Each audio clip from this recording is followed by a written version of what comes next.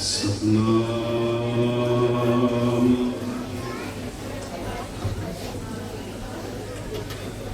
ਧੰਨ ਵਾਹਿਗੁਰੂ ਸਾਹਿਬ ਜੀ।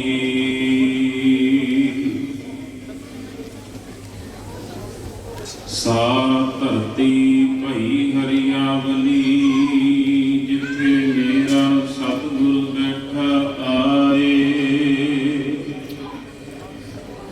ਸੇ ਜੰਤ ਭਏ ਹਰਿਆਵਲੇ, ਜਿਨੀ ਮੇਰਾ ਸਤਿਗੁਰ ਦੇਖਿਆ ਜਾਏ। ਧੰਨ ਧੰਨ ਪਿਤਾ, ਧੰਨ ਧੰਨ ਕੁਲ, ਧੰਨ ਧੰਨ ਸੋ ਜਨਨੀ, ਜਿਨ ਗੁਰੂ ਜਣਿਆ ਮਾਏ। ਧੰਨ ਧੰਨ ਗੁਰੂ, ਜਿਨ ਨਾਮ ਅਰਾਧਿਆ, ਆਪ ਤਰਿਆ। ਜਿਨੀ ਡਿਠਾ ਤਿਨਾ ਲਏ ਛਡਾਏ। ਹਰ ਸਤਿਗੁਰ ਮੇਲੋ ਦਇਆ ਕਰ, ਜਨ ਨਾਨਕ ਧੋਵੈ ਪਾਏ।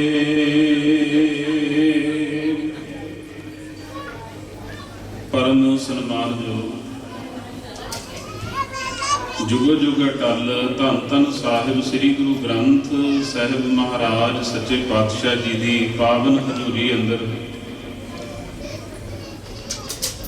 ਧੰਨ ਧੰਨ ਸਤਿਗੁਰੂ ਸ੍ਰੀ ਗੁਰੂ ਨਾਨਕ ਦੇਵ ਮਹਾਰਾਜ ਸੱਚੇ ਪਾਤਸ਼ਾਹ ਜੀ ਦੇ ਪਾਵਨ 553ਵੇਂ ਪ੍ਰਕਾਸ਼ ਦਿਹਾੜੇ ਦੀਆਂ ਖੁਸ਼ੀਆਂ ਵਿੱਚ ਸਤਿਗੁਰੂ ਜੀ ਦੀਆਂ ਆਸੀਸਾਂ ਪ੍ਰਾਪਤ ਕਰਨ ਵਾਸਤੇ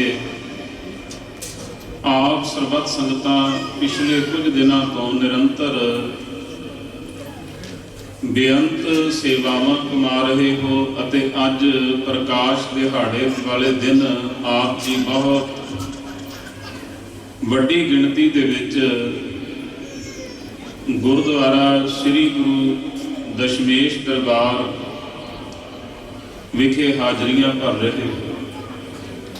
ਧੰਨ ਗੁਰੂ ਨਾਨਕ ਸਾਹਿਬ ਮਹਾਰਾਜ ਸੱਚੇ ਪਾਤਸ਼ਾਹ ਜੀ ਦੇ ਆਪਾਂ ਸਭਨਾਂ ਨੇ ਰਲ ਮਿਲ ਕੇ ਗੁਣ ਗਾਉਣੇ ਹਨ, ਤਾਂ ਜੋ ਸਾਡੀ ਕੀਤੀ ਹੋਈ ਸੇਵਾ ਤੇ ਸਾਡਾ ਚੱਲਿਆ ਹੋਇਆ ਕਦਮ ਕਦਮ ਗੁਰੂ ਲੇਖੇ ਵਿੱਚ ਲਾ ਲੈ। ਉਸ ਵਾਸਤੇ ਸਾਨੂੰ ਮਨ ਦੀ ਇਕਾਗਰਤਾ ਬੜੀ ਚਾਹੀਦੀ ਹੈ।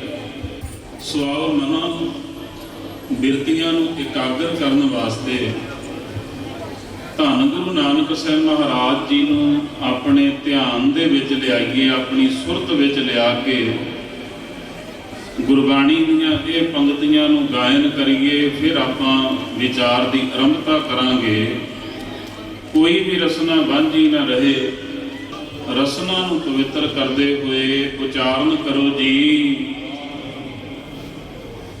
गुर को बल बल जाइए, ऐसे गुर को बल बल जाइए।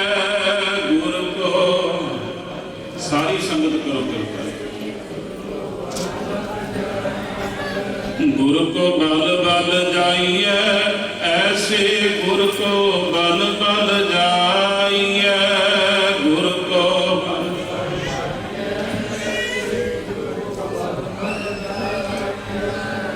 ऐसे गुर को बल बल जाइए, ऐसे गुर को बल बल जाइए।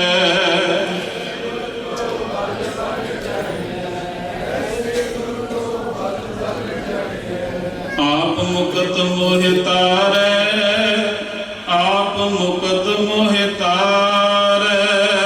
आप मुकत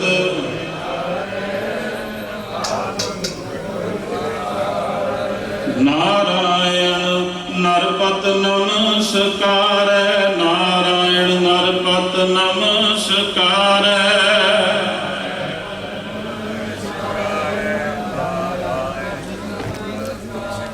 गुर को बल बल जाइए, ऐसे गुर को बल बल जाइए। गुर को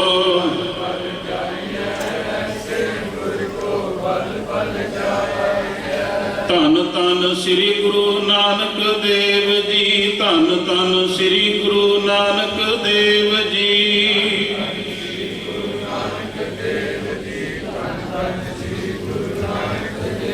ਗੁਰ ਕੋ ਬਲ ਬਲ ਜਾਈਐ, ਐਸੇ ਗੁਰ ਕੋ ਬਲ ਬਲ ਜਾਈਐ। ਗੁਰ ਕੋ ਬਲ ਬਲ ਜਾਈਐ, ਐਸੇ ਗੁਰ ਕੋ ਬਲ ਬਲ ਜਾਈਐ। ਆਪ ਮੁਕਤ ਮੋਹਿ ਧਾਰੈ। ਇਹੋ ਜਿਹਾ ਗੁਰੂ ਜਿਹੜਾ ਆਪ ਬੰਧਨਾਂ ਤੋਂ ਮੁਕਤ ਹੈ ਤੇ ਉਹ ਸਾਨੂੰ ਵੀ ਮੁਕਤ ਕਰੇਗਾ, ਕਰ ਰਿਹਾ ਹੈ। ਕਿਉਂਕਿ ਜਿਹੜਾ ਆਪ ਬੰਧਨਾਂ ਦੇ ਵਿੱਚ ਬੱਝਿਆ ਹੋਵੇ ਦੂਜੇ ਨੂੰ ਆਜ਼ਾਦ ਨਹੀਂ ਕਰਵਾ ਸਕਦਾ। ਆਜ਼ਾਦ ਉਹੀ ਕਰਵਾ ਸਕਦਾ ਹੈ ਜਿਸ ਦੇ ਬੰਧਨ ਆਪਣੇ ਟੁੱਟੇ ਹੋਣ, ਖੁੱਲੇ ਹੋਣ। ਧੰਨ ਗੁਰੂ ਨਾਨਕ ਸਾਹਿਬ ਮਹਾਰਾਜ ਸੱਚੇ ਪਾਤਸ਼ਾਹ ਜੀ, ਆਪ ਜੀ ਨੇ ਸ਼ਬਦ ਪਹਿਲਾਂ ਸਰਵਣ ਕੀਤਾ, ਸਾ ਧਰਤੀ ਭਈ ਹਰਿਆਵਲੀ, ਜਿੱਥੇ ਮੇਰਾ ਸਤਿਗੁਰ ਬੈਠਾ ਆਏ।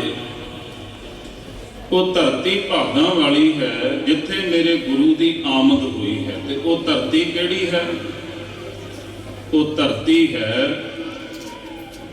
ਰਾਏ ਭੋਏ ਦੀ ਤਲਵੰਡੀ, ਜਿਸ ਨੂੰ ਆਪਾਂ ਸ੍ਰੀ ਨਨਕਾਣਾ ਸਾਹਿਬ ਕਹਿੰਦੇ ਹਾਂ। ਉਹ ਭਾਗਾਂ ਵਾਲੀ ਧਰਤੀ, ਸਾ ਧਰਤੀ ਭਈ ਹਰਿਆਵਲੀ, ਜਿੱਥੇ ਮੇਰਾ ਸਤਿਗੁਰ ਬੈਠਾ ਆਏ। ਸੇ ਜੰਤ ਭਏ ਹਰਿਆਵਲੇ, ਜਿਨੀ ਮੇਰਾ ਸਤਿਗੁਰ ਦੇਖਿਆ ਜਾਏ। ਉਹ ਜੀਵ ਭਾਗਾਂ ਵਾਲੇ ਹਨ ਜਿਨ੍ਹਾਂ ਨੇ ਐਸੇ ਗੁਰੂ ਦੇ ਦੀਦਾਰ ਕੀਤੇ ਹਨ। ਜੇ ਹੁਣ ਆਪਾਂ ਇਹਨਾਂ ਪੰਕਤੀਆਂ ਦੇ ਅਰਥ ਕਰਨੇ ਹੋਣ ਤਾਂ ਇਉਂ ਵੀ ਕਰ ਸਕਦੇ ਹਾਂ ਕਿ ਜਿਸ ਧਰਤੀ ਤੇ ਆਪਾਂ ਸਤ ਸੰਗਤ ਰੂਪੀ ਇਸ ਬੇੜੇ ਦੇ ਵਿੱਚ ਬੈਠੇ ਹਾਂ, ਗੁਰੂ ਕੀ ਸੰਗਤ ਵਿੱਚ ਬੈਠੇ, ਭਾਗਾਂ ਵਾਲੀ ਧਰਤੀ ਹੈ। ਆਪ ਜਿੰਨੇ ਵੀ ਜੀਵ ਚੱਲ ਕੇ ਆਏ ਹੋ, ਆਪ ਜੀ ਨੇ ਗੁਰੂ ਗ੍ਰੰਥ ਸਾਹਿਬ ਮਹਾਰਾਜ ਜੋ 10 ਪਾਤਸ਼ਾਹੀਆਂ ਦੇ ਸਰੂਪ ਹਨ, ਸਤਿਗੁਰੂ ਜੀ ਦਾ ਦੀਦਾਰ ਕੀਤਾ ਹੈ। ਆਪ ਸਰਬੱਤ ਸੰਗਤ ਵੀ ਭਾਗਾਂ ਵਾਲੇ ਹੋ। ਆਖੋ ਸਤਿਨਾਮ। ਧੰਨ ਧੰਨ ਪਿਤਾ, ਧੰਨ ਧੰਨ ਕੁਲ। ਪਾਤਸ਼ਾਹ ਕਹਿੰਦੇ ਉਹ ਪਿਤਾ ਵੀ ਧੰਨ, ਜਿਸ ਪਿਤਾ ਦੇ ਘਰ ਦੇ ਵਿੱਚ ਐਸੇ ਗੁਰੂ ਦੀ ਆਮਦ ਹੋਈ। ਉਹ ਸਤਿਕਾਰਯੋਗ ਪਿਤਾ ਮਹਿਤਾ ਕਲਿਆਣ ਦਾਸ ਜੀ, ਉਹ ਧੰਨਤਾ ਦੇ ਯੋਗ ਹਨ ਜਿਨ੍ਹਾਂ ਦੇ ਗ੍ਰਹਿ ਵਿਖੇ ਧੰਨ ਗੁਰੂ ਨਾਨਕ ਦੇਵ ਮਹਾਰਾਜ ਜੀ ਦੀ ਆਮਦ ਹੋਈ। ਉਹ ਕੁਲ ਵੀ ਧੰਨ, ਉਹ ਬੇਦੀਆਂ ਕੀ ਅੰਸ਼ ਵੀ ਧੰਨ, ਜਿਨ੍ਹਾਂ ਬੇਦੀਆਂ ਦੇ ਘਰ ਦੇ ਵਿੱਚ ਗੁਰੂ ਨਾਨਕ ਸਾਹਿਬ ਮਹਾਰਾਜ ਜੀ ਆਏ ਹਨ। ਧੰਨ ਧੰਨ ਪਿਤਾ, ਧੰਨ ਧੰਨ ਕੁਲ, ਧੰਨ ਧੰਨ ਸੋ ਜਨਨੀ, ਜਿਨ ਗੁਰੂ ਜਣਿਆ ਮਾਏ। ਉਹ ਗੁਰੂ ਜਿਸ ਮਾਂ ਦੀ ਕੁੱਖ ਦੇ ਵਿੱਚੋਂ ਸੰਸਾਰ ਤੇ ਪ੍ਰਗਟ ਹੋਇਆ ਹੈ, ਉਹ ਮਾਂ ਵੀ ਧੰਨ ਹੈ। ਉਹ ਸਤਿਕਾਰਯੋਗ ਮਾਤਾ ਜੀ ਹਨ, ਮਾਤਾ ਤ੍ਰਿਪਤਾ ਜੀ, ਜਿਨ੍ਹਾਂ ਦੀ ਕੁੱਖ ਤੋਂ ਗੁਰੂ ਨਾਨਕ ਸਾਹਿਬ ਮਹਾਰਾਜ ਸੱਚੇ ਪਾਤਸ਼ਾਹ ਜੀ ਪ੍ਰਗਟ ਹੋਏ ਹਨ। ਤੇ ਗੁਰੂ ਵੀ ਧੰਨ ਹੈ।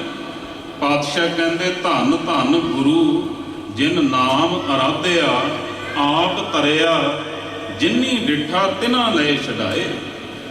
ਉਹ ਗੁਰੂ ਵੀ ਧੰਨ ਹੈ। ਧੰਨ ਗੁਰੂ ਨਾਨਕ ਸੱਚੇ ਪਾਤਸ਼ਾਹ, ਜਿਨ੍ਹਾਂ ਨੇ ਰੱਬ ਦੀ ਐਸੀ ਭਗਤੀ ਕੀਤੀ, ਐਸੀ ਬੰਦਗੀ ਕੀਤੀ, ਐਸਾ ਮਾਰਗ ਸਾਨੂੰ ਦੱਸਿਆ। ਆਪ ਤਾਂ ਬੰਧਨਾਂ ਤੋਂ ਮੁਕਤ, ਤੇ ਜਿਨ੍ਹਾਂ ਨੇ ਗੁਰੂ ਨਾਨਕ ਦੇ ਦਰਸ਼ਨ ਕੀਤੇ, ਜਿਨ੍ਹਾਂ ਨੇ ਗੁਰੂ ਨਾਨਕ ਸਾਹਿਬ ਜੀ ਦੀ ਸੰਗਤ ਕੀਤੀ, ਉਹਨਾਂ ਨੂੰ ਵੀ ਬੰਧਨਾਂ ਤੋਂ ਮੁਕਤ ਕਰਾ ਲਿਆ। ਗੁਰੂ ਅਰਜਨ ਦੇਵ ਮਹਾਰਾਜ ਜੀ ਦਾ ਪਾਵਨ ਸ਼ਬਦ ਆਉਂਦਾ ਹੈ, ਜਿਨ੍ਹਾਂ ਪਾਤਸ਼ਾਹਾਂ ਨੂੰ ਗੁਰੂ ਅਰਜਨ ਦੇਵ ਮਹਾਰਾਜ ਜੀ ਨੂੰ ਭੱਟ ਸਾਹਿਬਾਨਾਂ ਨੇ ਕਿਹਾ ਨਾ, ਗੁਰ ਅਰਜਨ ਪ੍ਰਤੱਖ ਹਰ। ਐਸੇ ਗੁਰੂ ਸਾਹਿਬ ਜੀ ਨੇ ਵੀ ਕਹਿ ਦਿੱਤਾ। ਪਾਤਸ਼ਾਹ ਕਹਿੰਦੇ ਜਦੋਂ ਗੁਰੂ ਨਾਨਕ ਸਾਹਿਬ ਜੀ ਦੀ ਵਡਿਆਈ ਕਰਨਗੇ, ਸਤਿਗੁਰੂ ਜੀ ਨੇ ਇਹ ਸ਼ਬਦ ਲਿਖ ਦਿੱਤਾ। ਪਾਤਸ਼ਾਹ ਕਹਿੰਦੇ ਮੈਂ ਮੂਰਖ ਕੀ ਕੇਤਕ ਬਾਤ ਹੈ, ਕਿ ਮੈਂ ਤਾਂ ਬੇਸਮਝ ਹਾਂ, ਮੇਰੀ ਕੀ ਗੱਲ ਕਰਦੇ ਹੋ। ਮੈਂ ਮੂਰਖ ਕੀ ਕੇਤਕ ਬਾਤ ਹੈ, ਕੋਟ ਪਰਾਤੀ ਤਰਿਆ ਰੇ। ਗੁਰੂ ਨਾਨਕ ਜਿਨ ਸੁਣਿਆ ਦੇਖਿਆ, ਹੁਣ ਇਹ ਗੱਲਾਂ ਯਾਦ ਰੱਖਿਓ ਆਪ ਜੀ। ਗੁਰੂ ਨਾਨਕ ਜਿਨ ਸੁਣਿਆ ਪੇਖਿਆ। ਹੁਣ ਸੁਣਨਾ ਕਿਸ ਤਰ੍ਹਾਂ ਹੈ ਗੁਰੂ ਨਾਨਕ ਨੂੰ, ਤੇ ਦੇਖਣਾ ਕਿਸ ਤਰ੍ਹਾਂ ਹੈ। ਗੁਰੂ ਨਾਨਕ ਸੱਚੇ ਪਾਤਸ਼ਾਹ ਜੀ ਦੇ ਜਦੋਂ ਬੋਲਾਂ ਨੂੰ ਸੁਣਦੇ ਹਾਂ, ਗੁਰੂ ਕੇ ਸ਼ਬਦ ਨੂੰ ਸੁਣਦੇ ਹਾਂ, ਇਹ ਗੁਰੂ ਨਾਨਕ ਨੂੰ ਸੁਣਨਾ ਹੈ।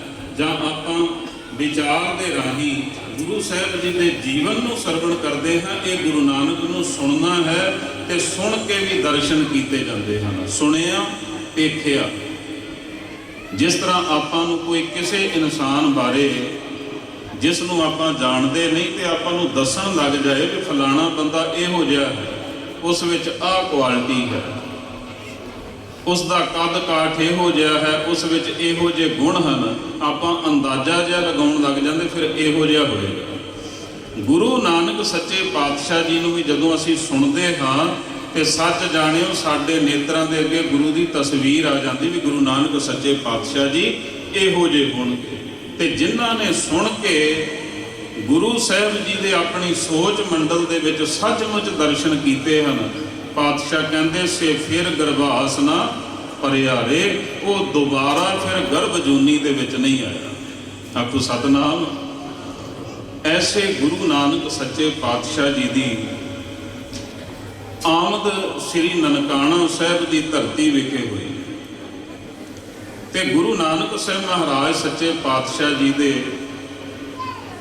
ਆਪ ਸਰਬੱਤ ਸੰਗਤਾਂ ਗੁਰੂ ਸਾਹਿਬ ਜੀ ਦੇ ਦਰਬਾਰ ਵਿੱਚ ਸੱਜ ਬੈਠੇ ਹੋ।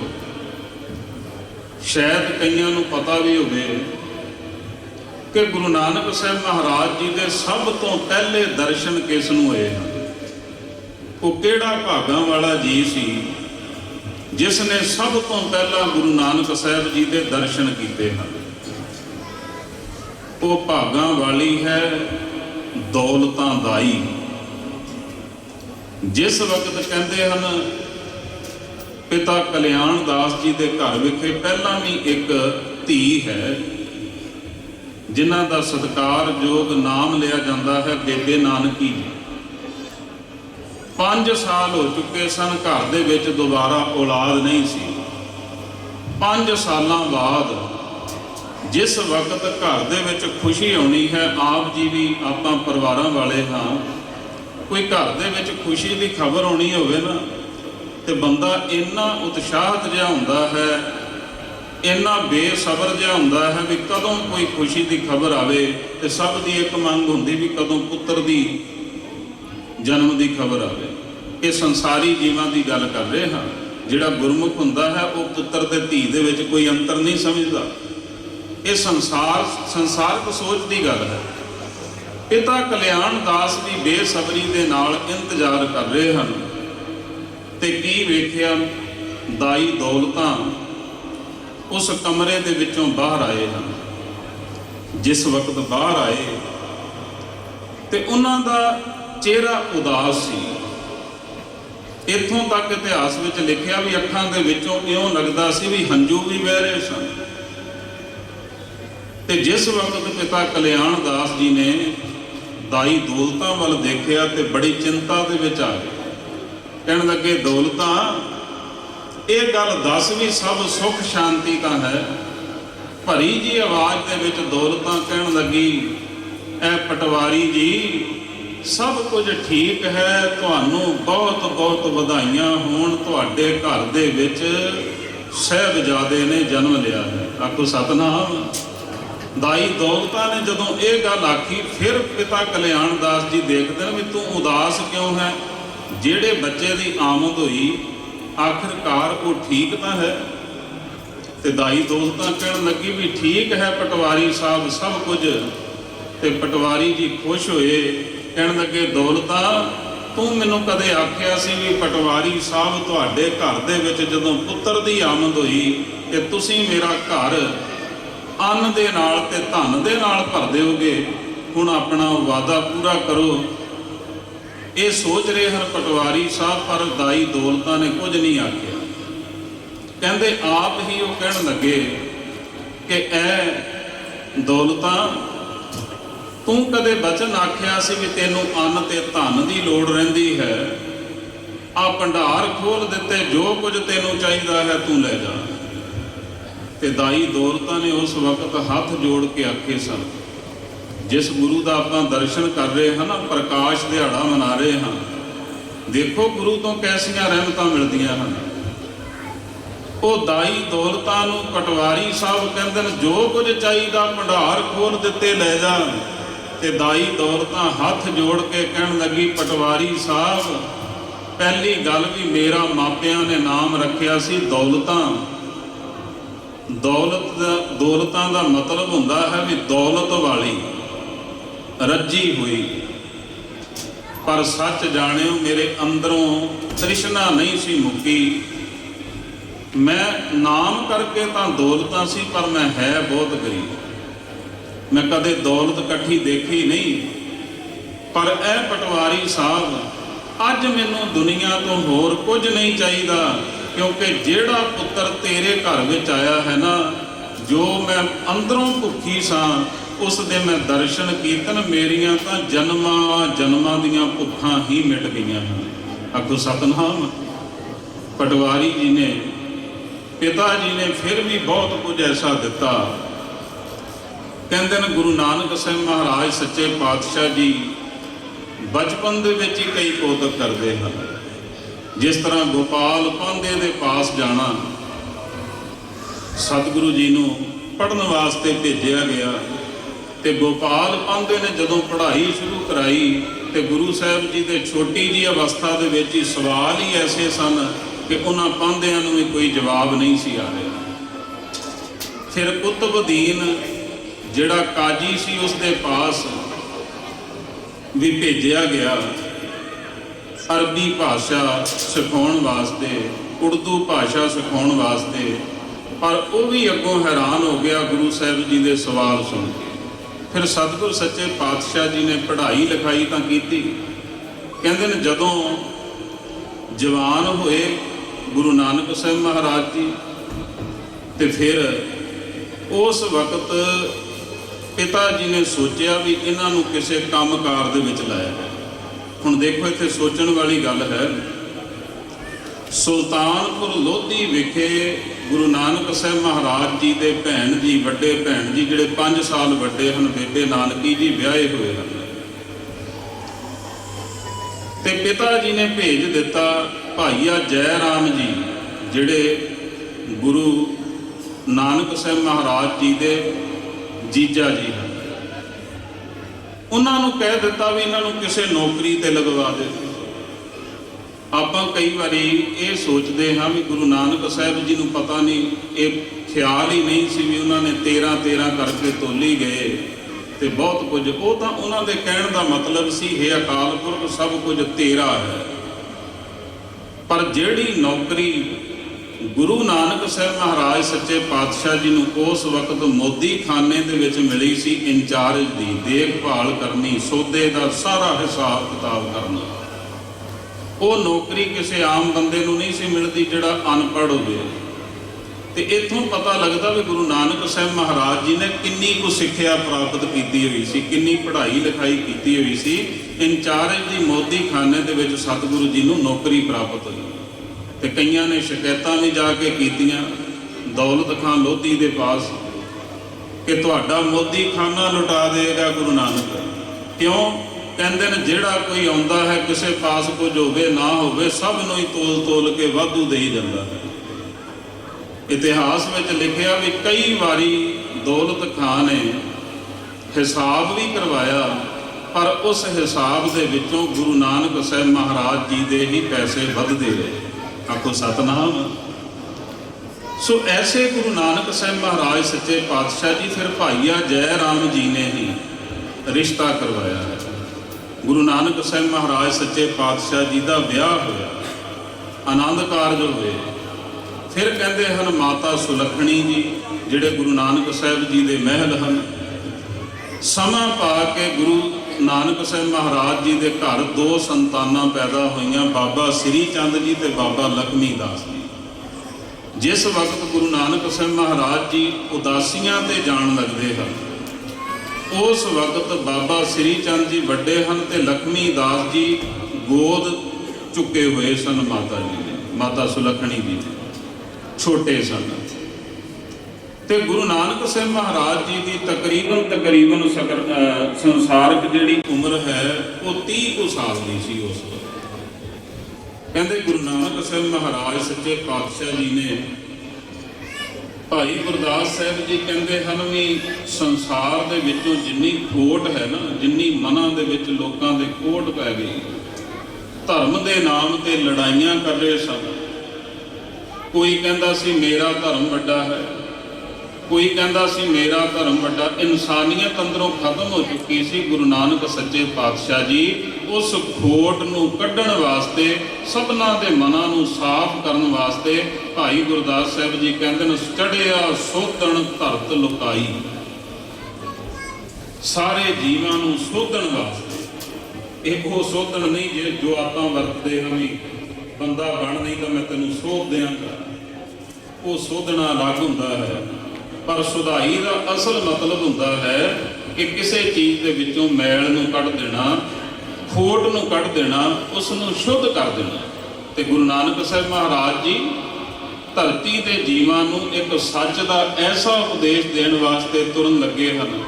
ਨਹੀਂ ਤਾਂ ਦੇਖੋ ਮੇਰੇ ਵਰਗਾ ਬੰਦਾ, ਅਸੀਂ ਵੀ ਆਏ ਹਾਂ ਨਾ ਘਰ ਬੱਚੇ ਛੱਡ ਕੇ, ਤੇ ਸਾਨੂੰ ਇੱਥੋਂ ਪਤਾ ਲੱਗੇ ਨਾ ਕੁਝ ਨਹੀਂ ਮਿਲਣਾ, ਤੇ ਸਾਨੂੰ ਕਈ ਤਰ੍ਹਾਂ ਦੀਆਂ ਮੁਸ਼ਕਲਾਂ ਦਾ ਵੀ ਸਾਹਮਣਾ ਕਰਨਾ ਪਏਗਾ। ਅਸੀਂ ਨਹੀਂ ਪ੍ਰਚਾਰ ਕਰਾਂਗੇ। ਇਹ ਸੌਖਾ ਜਿਹਾ ਢੰਗ ਹੈ ਸਮਝਣ ਵਾਸਤੇ। ਆਪ ਜੀ ਵੀ ਬੱਚਿਆਂ ਵਾਲੇ ਹੋ। ਕਿਹੜਾ ਇਨਸਾਨ ਹੈ ਜਿਹੜਾ ਆਪਣੇ ਘਰ ਪਰਿਵਾਰ ਨੂੰ ਛੱਡ ਕੇ ਦੂਜਿਆਂ ਦੀ ਖਾਤਰ ਮੁਸ਼ਕਲਾਂ ਵੀ ਸਹਾਰੇ, ਸਰੀਰਕ ਤਕਲੀਫਾਂ ਵੀ ਸਹੇ, ਤੇ ਫਿਰ ਐਸਾ ਪ੍ਰਚਾਰ ਕਰੇ ਕਿ ਜਿਸ ਦੇ ਵਿੱਚੋਂ ਮਨੁੱਖਤਾ ਦਾ ਭਲਾ ਹੋ ਸਕੇ। ਗੁਰੂ ਨਾਨਕ ਸਾਹਿਬ ਮਹਾਰਾਜ ਸੱਚੇ ਪਾਤਸ਼ਾਹ ਜੀ ਘਰ ਦਾ ਮੋਹ ਛੱਡ ਕੇ, ਬੱਚਿਆਂ ਦਾ ਮੋਹ ਛੱਡ ਕੇ, ਭਾਈ ਗੁਰਦਾਸ ਸਾਹਿਬ ਜੀ ਕਹਿੰਦੇ ਨੇ ਬੜੀਆਂ ਗੁਰੂ ਨਾਨਕ ਸਾਹਿਬ ਜੀ ਨੇ ਮੁਸ਼ਕਲਾਂ ਦਾ ਸਾਹਮਣਾ ਕੀਤਾ ਉਸ ਸਮੇਂ। ਸਭ ਤੋਂ ਪਹਿਲਾਂ ਉਹਨਾਂ ਨੇ ਕੀ ਹੋਇਆ, ਆਪਾਂ ਭਾਈ ਗੁਰਦਾਸ ਸਾਹਿਬ ਜੀ ਦੀ ਵਾਰ ਤੋਂ ਇਹ ਸਭ ਕੁਝ ਪਤਾ ਕਰ ਸਕਦੇ ਹਾਂ। ਉਹ ਕਹਿੰਦੇ ਪਹਿਲਾਂ ਬਾਬੇ ਪਾਇਆ ਬਖਸ਼ਦਰ, ਪਿੱਛੋਂ ਦੇ ਫਿਰ ਘਾਲ ਕਮਾਈ। ਪਹਿਲਾਂ ਰੱਬ ਜੀ ਦੀ ਬਖਸ਼ਿਸ਼ ਨੂੰ ਹਾਸਲ ਕੀਤਾ, ਭਾਵ ਕਿ ਰੱਬ ਜੀ ਦਾ ਓਟ ਆਸਰਾ ਲਿਆ। ਪਹਿਲੇ ਬਾਬੇ ਪਾਇਆ ਬਖਸ਼ਦਰ, ਪਿੱਛੋਂ ਦੇ ਫਿਰ ਘਾਲ ਕਮਾਈ। ਰੇਤ ਅੱਕ ਆਹਾਰ ਕਰ, ਰੋੜਾਂ ਕੀ ਗੁਰ ਕਰੀ ਵਿਛਾਈ। ਹੁਣ ਗੁਰੂ ਨਾਨਕ ਸਾਹਿਬ ਮਹਾਰਾਜ ਜੀ ਦੇ ਘਰ ਦੇ ਵਿੱਚ ਕੋਈ ਐਸੀ ਚੀਜ਼ ਨਹੀਂ ਉਸ ਸਮੇਂ ਦੀ ਹੋਏਗੀ ਜਿਹੜੀ ਨਾ ਹੋਵੇ, ਕਿਉਂਕਿ ਪਟਵਾਰੀ ਦੇ ਪੁੱਤਰ ਸਨ। ਤੇ ਉਸ ਸਮੇਂ ਦੇ ਪਟਵਾਰੀ ਵੀ ਜਿਹੜੇ ਹੁੰਦੇ ਸਨ, ਉਹ ਵੀ ਕਈ ਸੈਂਕੜੇ ਪਿੰਡਾਂ ਦੇ ਵਿੱਚ ਉਹਨਾਂ ਦਾ ਕੰਮ ਹੁੰਦਾ ਸੀ। ਅੱਜ ਕੱਲ੍ਹ ਤਾਂ 5-4 ਪਿੰਡਾਂ ਦਾ ਪਟਵਾਰੀ ਮਾਨ ਨਹੀਂ ਹੁੰਦਾ। 5-4 ਪਿੰਡਾਂ ਦੇ ਵਿੱਚ ਉਸ ਦਾ ਕੰਮ ਚੱਲਦਾ ਹੋਵੇ, ਉਹ ਵੀ ਅੱਗੋਂ ਕਹਿੰਦਾ ਵੀ ਬੰਦੇ ਨੂੰ ਬੰਦਾ ਨਹੀਂ ਸਮਝਦਾ। ਤੇ ਗੁਰੂ ਨਾਨਕ ਸਾਹਿਬ ਮਹਾਰਾਜ ਸੱਚੇ ਪਾਤਸ਼ਾਹ ਜੀ ਦੇ ਪਿਤਾ ਕਲਿਆਣ ਦਾਸ ਜੀ, ਜਿਨ੍ਹਾਂ ਨੂੰ ਮਹਿਤਾ ਕਾਲੂ ਜੀ ਵੀ ਆਖਿਆ ਜਾਂਦਾ ਹੈ, ਉਹ ਸੈਂਕੜੇ ਪਿੰਡਾਂ ਦੇ ਪੂਰੇ ਇਲਾਕੇ ਦੇ ਪਟਵਾਰੀ ਸਨ। ਤੇ ਆਪਾਂ ਜਾਣਦੇ ਅੱਜ ਵੀ ਪਟਵਾਰੀ ਦੇ ਨਾਲ ਕਿਸੇ ਨੂੰ ਕੰਮ ਹੋਵੇ ਨਾ, ਆ ਜ਼ਿਮੀਂਦਾਰ ਵੀਰ ਉਸ ਦੇ ਘਰ ਦੇ ਵਿੱਚ ਸਭ ਕੁਝ ਪਹੁੰਚਾ ਦਿੰਦੇ ਹਨ। ਤੇ ਕੀ ਉਸ ਸਮੇਂ ਨਾ ਹੁੰਦਾ ਹੋਏਗਾ, ਕੋਈ ਖੇਤਾਂ ਦੀ ਕਮੀ ਨਹੀਂ, ਕੋਈ ਖਾਣ ਪੀਣ ਦੀ ਕਮੀ ਨਹੀਂ, ਕੋਈ ਸੁੱਖ ਸਾਧਨਾਂ ਦੀ ਕਮੀ ਨਹੀਂ, ਕੋਈ ਧਨ ਰੁਪਈਏ ਦੀ ਅੰਨ ਦੀ ਕਮੀ ਨਹੀਂ। ਤੇ ਗੁਰੂ ਨਾਨਕ ਸੱਚੇ ਪਾਤਸ਼ਾਹ ਜੀ ਰੇਤ ਅੱਕ ਆਹਾਰ ਕਰ। ਆਹਾਰ ਆਪਣਾ ਕੀ ਬਣਾਇਆ, ਹਵਾ ਨੂੰ ਹੀ ਬਣਾ ਲਿਆ। ਆਹਾਰ ਆਪਣਾ ਕੀ ਬਣਾਇਆ ਕਿ ਤੂੰ ਫਲ ਮਿਲ ਗਏ ਤੇ ਫਲ ਖਾ ਕੇ ਗੁਜ਼ਾਰਾ ਕਰ ਲਿਆ। ਰੋੜਾਂ ਕੀ ਗੁਰ ਕਰੀ ਵਿਛਾਈ। ਤੇ ਸੌਣ ਵਾਸਤੇ ਉਹਨਾਂ ਨੂੰ ਮਖਮਲੀ ਗੱਦੇ ਵੀ ਮਿਲ ਸਕਦੇ ਸਨ ਜੇ ਘਰ ਵਿੱਚ ਰਹਿੰਦੇ। ਕੀ ਲੋੜ ਸੀ ਉਹਨਾਂ ਨੂੰ ਜਾਣ ਦੀ, ਪਰ ਨਹੀਂ, ਉਹਨਾਂ ਦੇ ਅੰਦਰ ਇੱਕ ਦਰਦ ਸੀ। ਗੁਰੂ ਨਾਨਕ ਸਾਹਿਬ ਮਹਾਰਾਜ ਜੀ ਨੇ ਆਪਣੇ ਸਿੱਖ ਨੂੰ ਵੀ ਇਹ ਕੁਝ ਸਮਝਾਇਆ। ਗੁਰੂ ਕਿਹਾ ਸਿੱਖਾ, ਜੇ ਤੂੰ ਮੇਰਾ ਸਿੱਖ ਹੈ ਨਾ, ਤੇ ਤੇਰੇ ਅੰਦਰ ਵੀ ਮਨੁੱਖਤਾ ਦੇ ਪ੍ਰਤੀ ਦਰਦ ਹੋਣਾ ਚਾਹੀਦਾ ਹੈ। ਤੈਨੂੰ ਮੁਸ਼ਕਲਾਂ ਦਾ ਸਾਹਮਣਾ ਕਰਨਾ ਪੈ ਜਾਏ, ਕਿਸੇ ਨੂੰ ਸੁਖੀ ਕਰਨ ਵਾਸਤੇ ਤੈਨੂੰ ਦੁਖੀ ਹੋਣਾ ਵੀ ਪੈ ਜਾਏ ਨਾ, ਫਿਰ ਵੀ ਪਿੱਛੇ ਨਾ ਹਟੇ।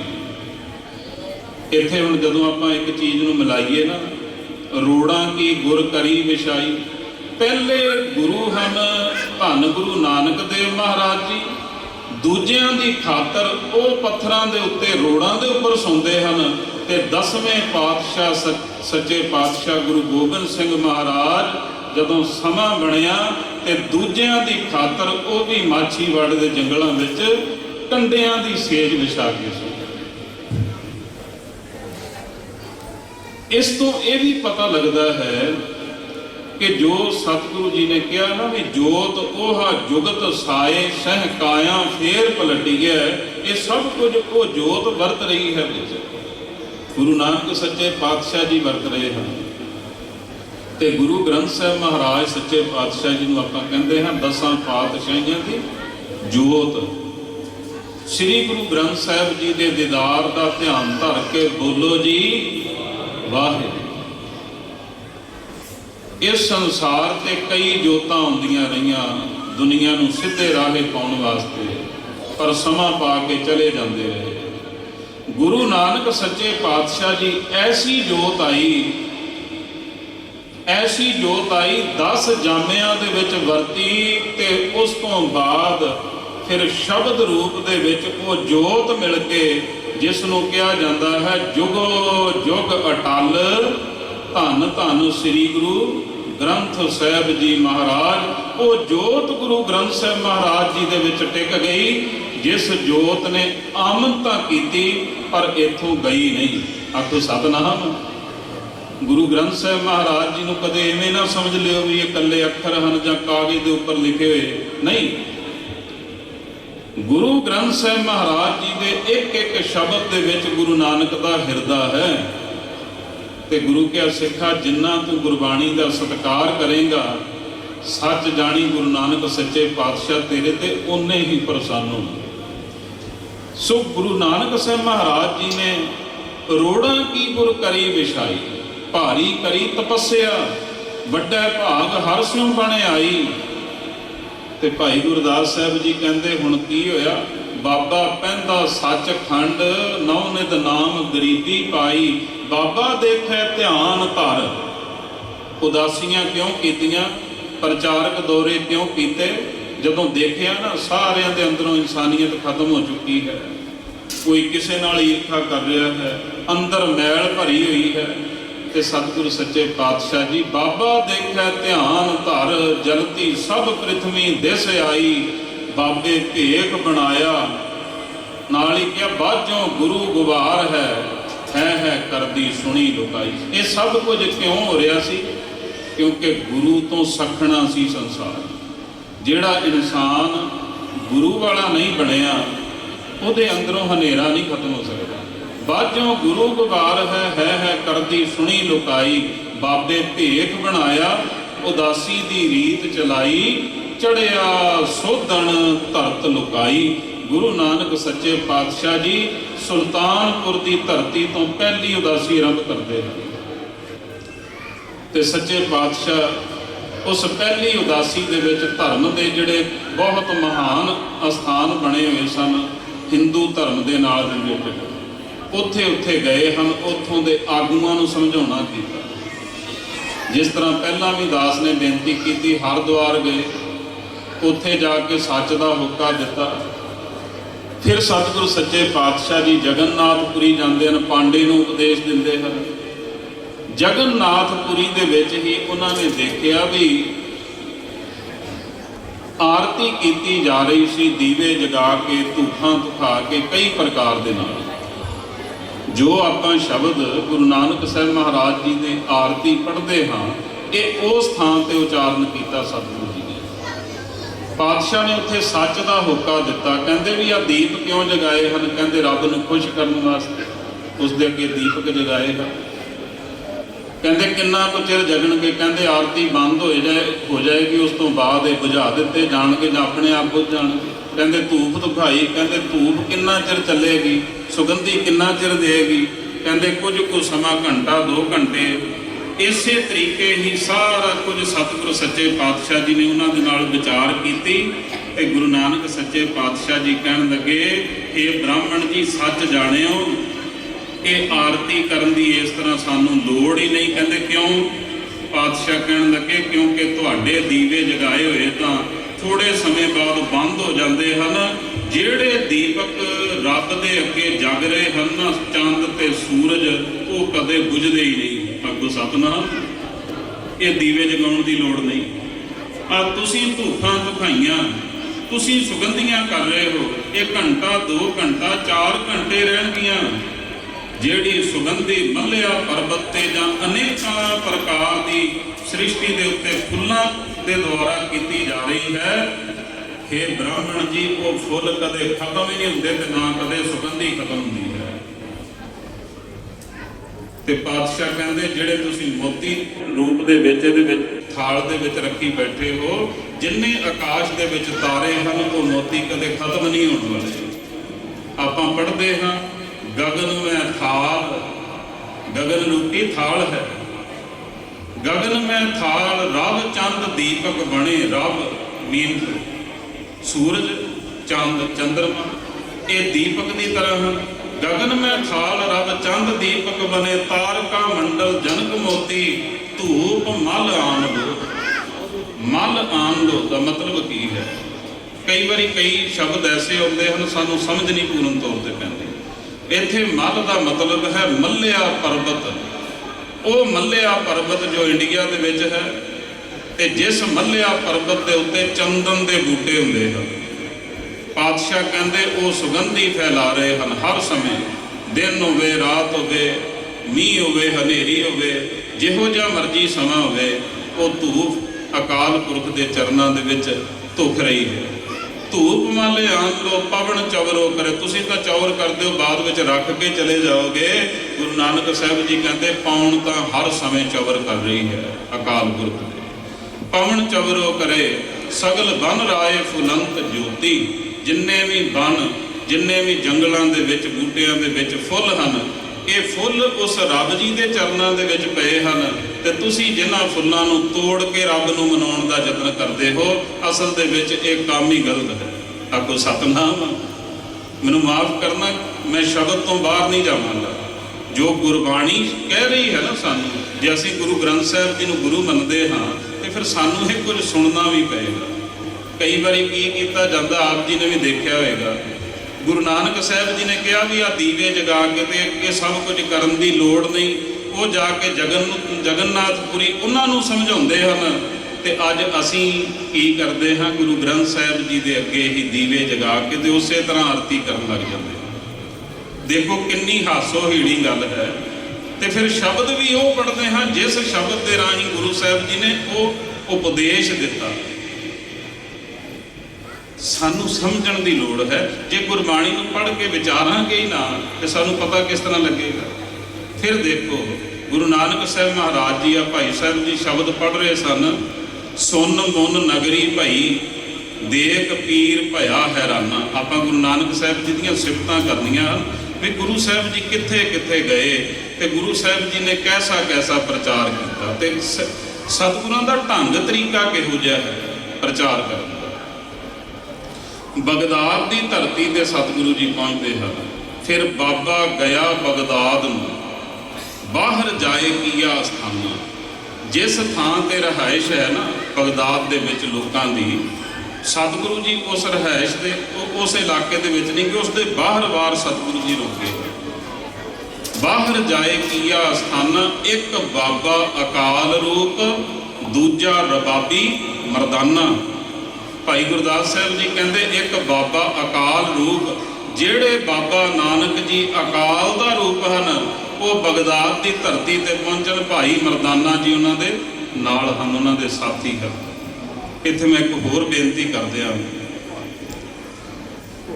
ਭਾਈ ਮਰਦਾਨਾ ਸਾਹਿਬ ਜੀ ਐਸੀ ਸ਼ਖਸੀਅਤ ਹਨ, ਬੜੀ ਮਹਾਨ। ਉਹਨਾਂ ਨੂੰ ਬ੍ਰਹਮ ਗਿਆਨੀ ਕਹਿ ਲਓ, ਉਹਨਾਂ ਨੂੰ ਸੰਤ ਕਹਿ ਲਓ, ਭਗਤ ਕਹਿ ਲਓ, ਗੁਰਮੁਖ ਕਹਿ ਲਓ, ਸਿੱਖ ਕਹਿ ਲਓ, ਜੋ ਮਰਜ਼ੀ ਕਹਿ ਲਓ, ਸਾਰੇ ਸ਼ਬਦ ਉਹਨਾਂ ਤੇ ਢੁਕਦੇ ਹਨ।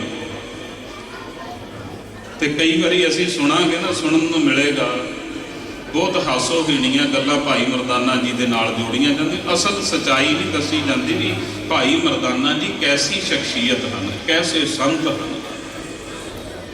ਭਾਈ ਮਰਦਾਨਾ ਸਾਹਿਬ ਜੀ ਨੇ ਆਪਣੀ ਜ਼ਿੰਦਗੀ ਦੇ, ਤੇ ਆਪ ਜੀ ਪੜ੍ਹ ਕੇ ਵੀ ਦੇਖ ਲਓ ਕਿਸੇ ਕਿਤਾਬ ਵਿੱਚੋਂ, ਗੁਰੂ ਨਾਨਕ ਸਾਹਿਬ ਮਹਾਰਾਜ, ਜਿਨ੍ਹਾਂ ਨੂੰ ਆਪਾਂ ਕਹਿੰਦੇ ਇੱਕ ਬਾਬਾ ਅਕਾਲ ਰੂਪ, ਅਕਾਲ ਪੁਰਖ ਦਾ ਰੂਪ ਹਨ ਗੁਰੂ ਨਾਨਕ ਸੱਚੇ ਪਾਤਸ਼ਾਹ ਜੀ। ਤੇ ਉਹਨਾਂ ਦੇ ਨਾਲ ਨਾ ਮਾਂ ਨੇ ਉਹਨਾਂ ਸਮਾਂ ਗੁਜ਼ਾਰਿਆ, ਨਾ ਪਿਤਾ ਨੇ ਉਹਨਾਂ ਸਮਾਂ ਗੁਜ਼ਾਰਿਆ, ਨਾ ਪੁੱਤਰਾਂ ਨੇ, ਨਾ ਘਰ ਵਾਲੀ ਨੇ, ਨਾ ਕਿਸੇ ਨੇ। ਇੱਥੇ ਤੱਕ ਕਿ ਗੁਰੂ ਅੰਗਦ ਦੇਵ ਮਹਾਰਾਜ ਸੱਚੇ ਪਾਤਸ਼ਾਹ ਜੀ ਵੀ 7 ਸਾਲ ਰਹੇ ਹਨ ਗੁਰੂ ਨਾਨਕ ਸੱਚੇ ਪਾਤਸ਼ਾਹ ਜੀ ਦੇ ਨਾਲ। ਜਿਹੜੇ ਗੁਰੂ ਪਦਵੀ ਜਿਨ੍ਹਾਂ ਨੂੰ ਪ੍ਰਾਪਤ ਹੁੰਦੀ ਨਾ, ਉਹ ਵੀ 7 ਸਾਲ ਰਹੇ ਹਨ। ਤੇ ਭਾਈ ਮਰਦਾਨਾ ਸਾਹਿਬ ਜੀ ਤੇ ਦੂਜੇ ਹਨ ਬਾਬਾ ਬੁੱਢਾ ਸਾਹਿਬ ਜੀ। ਇਹ 2 ਸ਼ਖਸੀਅਤਾਂ ਐਸੀਆਂ ਹਨ। ਬਾਬਾ ਬੁੱਢਾ ਸਾਹਿਬ ਜੀ 12 ਸਾਲ ਦੀ ਉਮਰ ਦੇ ਵਿੱਚ ਗੁਰੂ ਨਾਨਕ ਸਾਹਿਬ ਜੀ ਦੇ ਚਰਨਾਂ ਵਿੱਚ ਪਹੁੰਚੇ ਤੇ 125 ਸਾਲ ਦੀ ਉਹਨਾਂ ਦੀ ਉਮਰ ਹੋਈ ਸੰਸਾਰ। ਹੁਣ ਇੱਥੋਂ ਦੇਖੋ 12 ਸਾਲ ਦੀ ਉਮਰ ਦੇ ਵਿੱਚ ਪਹੁੰਚੇ ਹਨ ਤੇ ਉਹ ਵੀ ਉਹਨਾਂ ਸਮਾਂ ਨਹੀਂ ਰਹੇ ਜਿੰਨਾ ਸਮਾਂ ਭਾਈ ਮਰਦਾਨਾ ਜੀ ਨੇ ਨਾਲ ਗੁਜ਼ਾਰਿਆ ਹੈ। ਵੱਧ ਸਮਾਂ ਰਹੇ ਹਨ ਕਾਫੀ ਬਾਬਾ ਬੁੱਢਾ ਸਾਹਿਬ ਜੀ ਵੀ, ਪਰ ਭਾਈ ਮਰਦਾਨਾ ਜੀ ਨੇ ਅੱਧੀ ਸਦੀ 50 ਤੋਂ ਪਲੱਸ ਸਾਲ ਗੁਰੂ ਨਾਨਕ ਸਾਹਿਬ ਮਹਾਰਾਜ ਜੀ ਦੇ ਚਰਨਾਂ ਵਿੱਚ ਰਹਿ ਕੇ ਸੇਵਾ ਗਵਾਈ ਹੈ। ਆਖੋ ਸਤਨਾਮ। ਕਦੇ ਸੋਚ ਕੇ ਦੇਖੋ, ਅੱਕ ਰੇਤ ਅੱਕ ਆਹਾਰ ਕਰ ਰੋੜਾਂ ਕੀ ਗੁਰ ਕਰੀ ਵਿਛਾਈ। ਜੇ ਗੁਰੂ ਨਾਨਕ ਸਾਹਿਬ ਮਹਾਰਾਜ ਜੀ ਉਹ ਖੁਰਾਕ ਖਾ ਰਹੇ ਸਨ ਤੇ ਭਾਈ ਮਰਦਾਨਾ ਜੀ ਵਾਸਤੇ ਕਿਹੜਾ ਉਹ ਕੁਝ ਹੋਰ ਚੁੱਕੀ ਫਿਰਦੇ ਸਨ। ਤੇ ਧੰਨ ਹਨ ਭਾਈ ਮਰਦਾਨਾ ਸਾਹਿਬ ਜੀ, ਜਿਨ੍ਹਾਂ ਨੇ ਗੁਰੂ ਨਾਨਕ ਸਾਹਿਬ ਜੀ ਦੇ ਨਾਲ ਸਮਾਂ ਬਿਤਾਇਆ ਪਰ ਕਦੇ ਵੀ ਰੁਪਈਆ ਨਹੀਂ ਮੰਗਿਆ।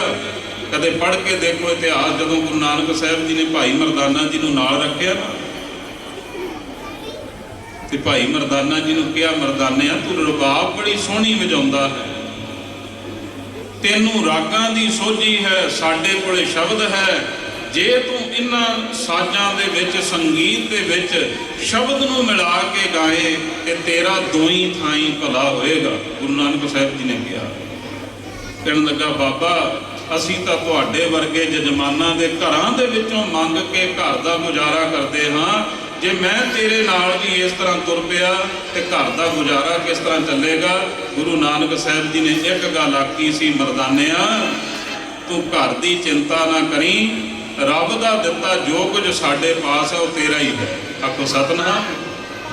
ਤੇ ਭਾਈ ਮਰਦਾਨਾ ਜੀ ਫਿਰ ਨਾਲ ਰਹੇ ਸੀ ਅੱਧੀ ਸਦੀ। ਭਾਈ ਮਰਦਾਨਾ ਜੀ ਨੇ ਫਿਰ ਵੇਖੋ, ਵਿਸ਼ੇ ਤੋਂ ਬਾਹਰ ਨਹੀਂ ਜਾਵਾਂਗੇ, ਗੱਲ ਗੁਰੂ ਨਾਨਕ ਸਾਹਿਬ ਜੀ ਦੀ ਹੈ। ਗੁਰੂ ਨਾਨਕ ਸਾਹਿਬ ਮਹਾਰਾਜ ਜੀ ਐਸੇ ਗੁਰੂ ਹਨ ਜਿਨ੍ਹਾਂ ਨੇ ਇਹ ਹੋਕਾ ਦਿੱਤਾ। ਜਦੋਂ ਆਪਾਂ ਦੇਖੀਏ ਨਾ ਵੀ ਭਗਤ ਸਾਹਿਬਾਨ ਹਨ ਜਿਨ੍ਹਾਂ ਨੂੰ ਕਿਹਾ ਗਿਆ ਵੀ ਤੁਸੀਂ ਨੀਵੀਂ ਜਾਤ ਦੇ ਹੋ, ਤੁਸੀਂ ਸ਼ੂਦਰ ਹੋ, ਤੁਸੀਂ ਮੰਦਿਰ ਵਿੱਚ ਨਹੀਂ ਆ ਸਕਦੇ, ਸਾਡੇ ਧਰਮ ਸਥਾਨ ਤੇ ਸਾਡੇ ਖੂਹ ਤੋਂ ਪਾਣੀ ਨਹੀਂ ਪੀ ਸਕਦੇ, ਸਾਡੇ ਬਰਤਨਾਂ ਦੇ ਵਿੱਚ ਤੁਸੀਂ ਕੁਝ ਖਾ ਨਹੀਂ ਸਕਦੇ। ਉਹਨਾਂ ਨੇ ਤਾਂ ਕਹਿਣਾ ਹੀ ਸੀ ਨਾ ਵੀ ਅਸੀਂ ਵੀ ਤੁਹਾਡੇ ਵਰਗੇ ਹਾਂ, ਸਾਡੇ ਵਿੱਚ ਤੇ ਤੁਹਾਡੇ ਵਿੱਚ ਕੋਈ ਫਰਕ ਨਹੀਂ। ਪਰ ਗੁਰੂ ਨਾਨਕ ਸਾਹਿਬ ਮਹਾਰਾਜ ਸੱਚੇ ਪਾਤਸ਼ਾਹ ਜੀ ਜੇ ਦੇਖੀਏ ਸੰਸਾਰਕ ਤੌਰ ਤੇ ਖੱਤਰੀ ਕੁਲ ਦੇ ਵਿੱਚ ਪੈਦਾ ਹੋਏ ਹਨ ਤੇ ਘਰ ਦੇ ਵਿੱਚ ਰਿਜ਼ਕ ਵੀ ਵੱਧ ਹੈ, ਸਭ ਕੁਝ ਘਰ ਦੇ ਵਿੱਚ ਸੁੱਖ ਸਾਧਨ ਹਨ। ਤੇ ਜੇ ਸੰਸਾਰਕ ਤੌਰ ਤੇ ਦੇਖੀਏ ਅਖੌਤੀ ਜਾਤਾਂ ਹਨ ਨਾ ਬੰਦੇ ਦੀਆਂ ਬਣਾਈਆਂ ਹੋਈਆਂ, ਕੁਲ ਵੀ ਉੱਚੀ ਹੈ, ਜਾਤ ਵੀ ਉੱਚੀ ਹੈ। ਪਰ ਪਾਤਸ਼ਾਹ ਨੇ ਕਿਹਾ ਨਹੀਂ, ਦੁਨੀਆ ਦੇ ਲੋਕੋ ਇਹ ਕਹਿਰ ਨਾ ਕਮਾਓ, ਕਿਸੇ ਗਰੀਬ ਦਾ ਮਜ਼ਾਕ ਨਾ ਉਡਾਓ, ਕਿਸੇ ਦੇ ਨਾਲ ਈਰਖਾ ਨਾ ਕਰੋ, ਕਿਸੇ ਦੇ ਨਾਲ ਨਫ਼ਰਤ ਨਾ ਕਰੋ। ਕਿ ਜਾਤ ਪਾਤ ਬੰਦੇ ਦੀ ਬਣਾਈ ਹੋਈ ਹੈ, ਤੁਹਾਡੇ ਤਾਂ ਕਰਮਾਂ ਨੂੰ ਦੇਖਣਾ ਹੈ। ਰੱਬ ਨੇ ਵੀ ਇਸ ਨੇ ਕਰਮ ਕਿਹੋ ਜਿਹੇ ਕੀਤੇ ਹਨ, ਆ ਜਾਤ ਪਾਤ ਤਾਂ ਤੁਹਾਡੀ ਇੱਥੇ ਹੀ ਰਹਿ ਜਾਏਗੀ। ਅੱਗੇ ਜਾਤ ਨਾ ਜ਼ੋਰ ਹੈ, ਜਿਹੜਾ ਜ਼ੋਰ ਤੁਸੀਂ ਗਰੀਬਾਂ ਨਾਲ ਧੱਕਾ ਕਰਦੇ ਹੋ ਨਾ। ਪਾਤਸ਼ਾਹ ਗੁਰੂ ਨਾਨਕ ਸਾਹਿਬ ਜੀ ਕਹਿੰਦੇ ਨਾ ਤੁਹਾਡੀ ਜਾਤ ਅੱਗੇ ਕਿਸੇ ਨੇ ਪੁੱਛਣੀ ਤੇ ਨਾ ਹੀ ਤੁਹਾਡਾ ਧੱਕਾ ਅੱਗੇ ਚੱਲਣਾ ਹੈ। ਆਖੋ ਸਤਨਾਮ। ਅੱਗੇ ਜਾਤ ਨਾ ਜ਼ੋਰ ਹੈ, ਅੱਗੇ ਜੀਓ ਨਵੇਂ, ਜਿਨ ਕੀ ਲੇਖੈ ਪਤ ਪਵੈ ਚੰਗੇ ਸਹੀ। ਫਿਰ ਪਾਤਸ਼ਾਹ ਨੇ ਕਿਹਾ, ਜਿਨ੍ਹਾਂ ਦੇ ਹੌਸਲੇ ਡਿੱਗੇ ਹੋਏ ਸਨ, ਜਿਨ੍ਹਾਂ ਨੂੰ ਸਦੀਆਂ ਤੋਂ ਕਿਹਾ ਜਾ ਰਿਹਾ ਸੀ ਤੁਸੀਂ ਸਾਡੇ ਗੁਲਾਮ ਹੋ, ਤੁਸੀਂ ਸ਼ੂਦਰ ਹੋ, ਤੁਸੀਂ ਨੀਵੇਂ ਹੋ ਸਾਡੇ ਤੋਂ, ਗੁਰੂ ਨਾਨਕ ਸਾਹਿਬ ਜੀ ਕਹਿਣ ਲੱਗੇ, ਗੁਰੂ ਨਾਨਕ ਹੈ ਹੀ ਉਹਨਾਂ ਦਾ ਦੁਨੀਆ ਦੇ ਲੋਕੋ ਜਿਨ੍ਹਾਂ ਨੂੰ ਤੁਸੀਂ ਨੀਚ ਕਹਿ ਰਹੇ ਹੋ। ਕਹਿੰਦੇ ਕਿਉਂ? ਪਾਤਸ਼ਾਹ ਕਹਿੰਦੇ ਜਿਨ੍ਹਾਂ ਨੂੰ ਨੀਚ ਕਹਿ ਰਹੇ ਹੋ ਨਾ, ਰੱਬ ਦੀ ਬਖਸ਼ਿਸ਼ ਦੇ ਪਾਤਰ ਹੀ ਉਹ ਛੇਤੀ ਬਣਦੇ ਹਨ। ਆਖੋ ਸਤਿਨਾਮ। ਇਹ ਸ਼ਬਦ ਪਾਤਸ਼ਾਹ ਨੇ ਲਿਖ ਕੇ ਦੇ ਦਿੱਤਾ। ਸਤਿਗੁਰੂ ਜੀ ਕਹਿੰਦੇ ਨੀਚਾਂ ਅੰਦਰ ਨੀਚ ਜਾਤ, ਨੀਚੀ ਹੂਆਤ ਨੀਚ, ਨਾਨਕ ਤਿਨ ਕੈ ਸੰਗ ਸਾਥ, ਵੱਡਿਆਂ ਸਿਉ ਕੈ ਰੀਸ। ਜਿੱਥੇ ਨੀਚ ਸੰਭਾਲੀਆਂ ਤਿੱਥੇ ਨਦਰ ਤੇਰੀ ਬਖਸ਼ੀਸ਼। ਗੁਰੂ ਨਾਨਕ ਸਾਹਿਬ ਜੀ ਕਹਿਣ ਲੱਗੇ ਇਉਂ ਨਾ ਕਰੋ ਦੁਨੀਆ ਦੇ ਲੋਕ, ਕਿਸੇ ਨਾਲ ਵਿਤਕਰਾ, ਕਿਸੇ ਦੇ ਨਾਲ ਈਰਖਾ, ਅੰਦਰੋਂ ਇਨਸਾਨੀਅਤ ਹੀ ਖਤਮ ਕਰ ਦਿੱਤੀ। ਤੁਹਾਡੇ ਵਿੱਚ ਤੇ ਜਾਨਵਰ ਪਸ਼ੂਆਂ ਦੇ ਵਿੱਚ ਕੀ ਫਰਕ ਰਹਿ ਗਿਆ? ਜੇ ਤੁਸੀਂ ਵੀ ਉਹੋ ਜਿਹੇ ਕੰਮ, ਤੁਹਾਡੇ ਨਾਲ ਤਾਂ ਪਾਤਸ਼ਾਹ ਕਹਿੰਦੇ ਫਿਰ ਉਹ ਵਧੀਆ ਹੈ। ਉਹਨਾਂ ਦੇ ਮਨਾਂ ਵਿੱਚ ਇਹ ਕੁਝ ਤਾਂ ਨਹੀਂ ਨਾ। ਸੋ ਗੁਰੂ ਸਾਹਿਬ ਜੀ ਨੇ ਸੱਚ ਦਾ ਉਪਦੇਸ਼ ਦਿੱਤਾ, ਸਭ ਨੂੰ ਇਕੱਠੇ ਕੀਤਾ, ਸਭ ਨੂੰ ਇੱਕ ਥਾਂ ਤੇ ਬਿਠਾਇਆ। ਇੱਥੇ ਤੱਕ ਕਿ ਇੱਕ ਥਾਂ ਤੇ ਤਾਂ ਬਿਠਾਇਆ, ਇੱਕ ਥਾਂ ਤੇ ਨਹੀਂ, ਗੁਰੂ ਸਾਹਿਬ ਜੀ ਨੇ ਸਾਰਿਆਂ ਨੂੰ ਆਪਣੇ ਨਾਲ ਬਿਠਾ ਲਿਆ। ਆਖੋ ਸਤਿਨਾਮ। ਕਿਸੇ ਵੀ ਧਰਮ ਦੇ ਗ੍ਰੰਥ ਨੂੰ ਵੇਖ ਲਓ, ਉਸ ਦੇ ਧਰਮ ਦੇ ਅਨੁਸਾਰ ਹੀ ਉਹਨਾਂ ਦੇ ਰਹਿਬਰਾਂ ਦੀ ਉਸ ਦੇ ਵਿੱਚ ਕਲਾਮ ਹੋਏਗੀ, ਬਾਣੀ ਹੋਏਗੀ। ਪਰ ਧੰਨ ਗੁਰੂ ਗ੍ਰੰਥ ਸਾਹਿਬ ਮਹਾਰਾਜ ਸੱਚੇ ਪਾਤਸ਼ਾਹ ਜੀ ਦੁਨੀਆ ਦੇ ਐਸੇ ਗੁਰੂ ਹਨ ਜਿੱਥੇ ਮੁਸਲਮਾਨ ਬਾਬਾ ਫਰੀਦ ਸਾਹਿਬ ਜੀ ਵੀ ਬੈਠੇ ਹਨ, ਜਿੱਥੇ ਸਦਨਾ ਕਸਾਈ ਜਿਨ੍ਹਾਂ ਨੂੰ ਕਿਹਾ ਜਾਂਦਾ ਸੀ ਉਹ ਵੀ ਬੈਠੇ ਹਨ, ਜਿੱਥੇ ਨਾਮਦੇਵ ਜਿਨ੍ਹਾਂ ਨੂੰ ਸ਼ੀਂਬਾ ਕਿਹਾ ਜਾਂਦਾ, ਜਿਨ੍ਹਾਂ ਨੂੰ ਧੱਕੇ ਮਾਰ ਕੇ ਮੰਦਿਰ ਦੇ ਵਿੱਚੋਂ ਬਾਹਰ ਕੱਢ ਦਿੱਤਾ ਜਾਂਦਾ ਸੀ, ਉਹ ਵੀ ਗੁਰੂ ਨਾਨਕ ਨੇ ਨਾਲ ਬਿਠਾ ਲਏ। ਜਿਸ ਬਾਬਾ ਰਵਿਦਾਸ ਸਾਹਿਬ ਜੀ ਨੂੰ ਇਹ ਕਿਹਾ ਜਾਂਦਾ ਇਹ ਸ਼ੂਦਰ ਹੈ, ਇਹ ਚਮਿਆਰ ਹੈ, ਇਹ ਨੀਵਾਂ ਹੈ, ਉਹ ਬਾਬਾ ਰਵਿਦਾਸ ਸਾਹਿਬ ਜੀ ਨੂੰ ਵੀ ਗੁਰੂ ਨਾਨਕ ਸਾਹਿਬ ਜੀ ਨੇ ਨਾਲ ਬਿਠਾ ਲਿਆ ਤੇ ਇਹ ਕਹਿ ਦਿੱਤਾ ਵੀ ਇਹ ਮੇਰੇ ਭਾਈ ਹਨ। ਜਿਹੜਾ ਭਾਈ ਸ਼ਬਦ ਹੈ ਨਾ, ਕਈ ਵਾਰੀ ਮੇਰੇ ਵਰਗਾ ਭਾਈ ਕਹਿਣ ਤੋਂ ਵੀ ਸੰਗਦਾ ਵੀ ਲੋਕੀ ਕੀ ਕਹਿਣਗੇ, ਬੜੀ ਵੱਡੀ ਪਦਵੀ ਹੈ। ਇਹ ਭਾਈ ਸ਼ਬਦ ਵੀ ਗੁਰੂ ਨਾਨਕ ਸਾਹਿਬ ਜੀ ਦੀ ਦੇਣ ਹੈ। ਜਦੋਂ ਭਾਈ ਮਰਦਾਨੇ ਨੂੰ ਕਿਹਾ ਸੀ, ਕਹਿਣ ਲੱਗੇ ਇਹ ਕੌਣ ਹਨ? ਕਹਿੰਦੇ ਮੇਰਾ ਭਰਾ ਹੈ, ਮੇਰਾ ਭਾਈ ਹੈ, ਭਾਈ ਮਰਦਾਨਾ। ਸੋ ਸਤਿਗੁਰ ਸੱਚੇ ਪਾਤਸ਼ਾਹ ਜੀ ਨੇ ਐਸੀ ਕਲਾ ਵਰਤਾਈ ਹੈ। ਗੁਰੂ ਨਾਨਕ ਸਾਹਿਬ ਜੀ ਬਗਦਾਦ ਦੀ ਧਰਤੀ ਤੇ ਆਏ, ਆ ਕੇ ਸਤਿਗੁਰ ਸੱਚੇ ਪਾਤਸ਼ਾਹ ਜੀ ਬਾਰ-ਬਾਰ ਰੁਕਣ। ਫਿਰ ਬਾਬਾ ਗਿਆ ਬਗਦਾਦ ਨੂੰ, ਬਾਹਰ ਜਾਏ ਕੀਆ ਸਥਾਨਾ, ਇੱਕ ਬਾਬਾ ਅਕਾਲ ਰੂਪ, ਦੂਜਾ ਰਬਾਬੀ ਮਰਦਾਨਾ। ਦਿੱਤੀ ਬਾਂਗ ਨਿਵਾਜ ਕਰ, ਸੁਨ ਸਮਾਨ ਹੋਆ ਜਹਾਨਾ। ਗੁਰੂ ਨਾਨਕ ਸੱਚੇ ਪਾਤਸ਼ਾਹ ਜੀ ਨੇ ਸ਼ਬਦ ਦੀ ਐਸੀ ਨਮਾਜ਼ ਦਿੱਤੀ, ਜਿਨ੍ਹਾਂ ਦੇ ਕੰਨਾਂ ਦੇ ਵਿੱਚ ਉਹ ਆਵਾਜ਼ ਪੈ ਗਈ, ਉਹ ਸੁੰਨ ਹੋ ਗਏ। ਸੁੰਨ ਦਾ ਮਤਲਬ ਹੁੰਦਾ ਹੈ ਅਫੁਰ ਅਵਸਥਾ, ਜਿੱਥੇ ਫੁਰਨੇ ਹੀ ਪੈਦਾ ਨਾ ਹੋਣ, ਉਹ ਸੁੰਨ ਹੋ ਗਏ। ਕਹਿੰਦੇ ਸੁੰਨ ਮੁਨ ਨਗਰੀ ਭਾਈ, ਦੇਖ ਪੀਰ ਭਇਆ ਹੈਰਾਨਾ। ਜਿਹੜਾ ਉੱਥੇ ਦਾ ਵੱਡਾ ਪੀਰ ਸੀ ਨਾ, ਜਿਸ ਦਾ ਨਾਮ ਸੀ ਦਸਤਗੀਰ, ਕਹਿੰਦੇ ਉਹ ਹੈਰਾਨ ਹੋ ਗਿਆ। ਕੋਈ ਆਵਾਜ਼ ਨਹੀਂ ਆ ਰਹੀ, ਕੋਈ ਮੇਰੇ ਪਾਸ ਨਹੀਂ ਆ ਰਿਹਾ। ਕਹਿੰਦੇ ਪਤਾ ਕਰੋ ਵੀ ਗੱਲ ਕੀ ਹੈ। ਦੇਖੈ ਧਿਆਨ ਲਗਾਏ ਕਰ, ਇੱਕ ਫਕੀਰ ਵੱਡਾ ਮਸਤਾਨਾ। ਭਾਈ ਗੁਰਦਾਸ ਸਾਹਿਬ ਜੀ ਕਹਿੰਦੇ ਫਿਰ ਆਪਣਾ ਧਿਆਨ ਜੋੜਦਾ ਹੈ, ਮੈਂ ਵੇਖਾਂ ਤਾਂ ਸਹੀ ਕੌਣ ਬਗਦਾਦ ਦੇ ਵਿੱਚ ਐਸਾ ਪੀਰ ਆਇਆ। ਕਹਿੰਦੇ ਜਦੋਂ ਦੇਖਿਆ ਗੁਰੂ ਨਾਨਕ ਸਾਹਿਬ ਮਹਾਰਾਜ ਜੀ ਨੂੰ, ਇੱਕ ਮਸਤਾਨੇ ਫਕੀਰ ਹਨ। ਪੁੱਛਿਆ ਫਿਰ ਕਹਿ ਦਸਤਗੀਰ, ਕੌਣ ਫਕੀਰ ਕਿਸ ਕਾ ਕਰਹਾਨਾ। ਉਸ ਸਮੇਂ ਇਸਲਾਮ ਧਰਮ ਦੇ ਵਿੱਚ ਨਾ ਫਕੀਰਾਂ ਦੇ ਸਿਲਸਿਲੇ ਚੱਲਦੇ ਹੁੰਦੇ ਸਨ। ਇਹ ਫਲਾਣੇ ਸਿਲਸਿਲੇ ਦਾ ਫਕੀਰ ਹੈ, ਇਹ ਫਲਾਣੇ ਦਾ ਹੈ। ਤੇ ਗੁਰੂ ਨਾਨਕ ਸਾਹਿਬ ਮਹਾਰਾਜ ਜੀ ਨੇ ਪਹਿਰਾਵਾ ਉਦਾਸੀਆਂ ਵਾਲਾ, ਫਕੀਰਾਂ ਵਾਲਾ ਪਾਇਆ ਤੇ ਪੁੱਛਣ ਲੱਗਾ ਦਸਤਗੀਰ ਬੁਲਾ ਕੇ ਆਪਣੇ ਪਾਸ ਕਿ ਤੂੰ ਕਿਸ ਸਿਲਸਿਲੇ ਵਿੱਚੋਂ ਹੈ। ਤੇ ਭਾਈ ਮਰਦਾਨਾ ਜੀ ਕਹਿਣ ਲੱਗੇ ਕੀ ਪੁੱਛਦੇ ਹੋ ਵੀ ਕਿਸ ਸਿਲਸਿਲੇ ਚੋਂ ਹਨ। ਕਹਿੰਦੇ ਵੀ ਇਹ ਕੌਣ ਹਨ। ਤੇ ਭਾਈ ਮਰਦਾਨਾ ਜੀ ਨੇ ਆਵਾਜ਼ ਦਿੱਤੀ, ਨਾਨਕ ਕਲ ਵਿੱਚ ਆਇਆ, ਰੱਬ ਫਕੀਰ ਇੱਕੋ ਪਹਿਚਾਨ, ਧਰਤ ਆਕਾਸ਼ ਚਹੂੰ ਦਿਸ ਜਾਨਾ। ਉਹ ਜਿਸ ਦੀ ਸ਼ੋਭਾ, ਜਿਸ ਗੁਰੂ ਨਾਨਕ ਦੀ ਵਡਿਆਈ ਧਰਤੀ ਦੇ ਜੀਵਾਂ ਤੇ ਆਕਾਸ਼ ਵਿੱਚ ਸਾਰੀ ਸ੍ਰਿਸ਼ਟੀ ਦੇ ਵਿੱਚ ਫੈਲ ਚੁੱਕੀ ਹੈ। ਇਹ ਉਹ ਧੰਨ ਗੁਰੂ ਨਾਨਕ ਸੱਚਾ ਪਾਤਸ਼ਾਹ ਹੈ। ਆਖੋ ਸਤਿਨਾਮ। ਦਸਤਗੀਰ ਹੈਰਾਨ ਹੋਇਆ ਕਿ ਕੋਈ ਵੱਡਾ ਕਾਮਲ ਫਕੀਰ ਲੱਗਦਾ ਹੈ। ਦਸਤਗੀਰ ਦੇ ਮਨ ਦੇ ਵਿੱਚ ਨਾ 3 ਸਵਾਲ ਸਨ ਜਿਨ੍ਹਾਂ ਦਾ ਜਵਾਬ ਉਸ ਨੂੰ ਮਿਲਿਆ ਨਹੀਂ ਸੀ। ਉਮਰ ਬੜੀ ਹੋ ਗਈ, ਬਜ਼ੁਰਗੀ ਦੀ ਉਮਰ ਦੇ ਵਿੱਚ ਹੈ।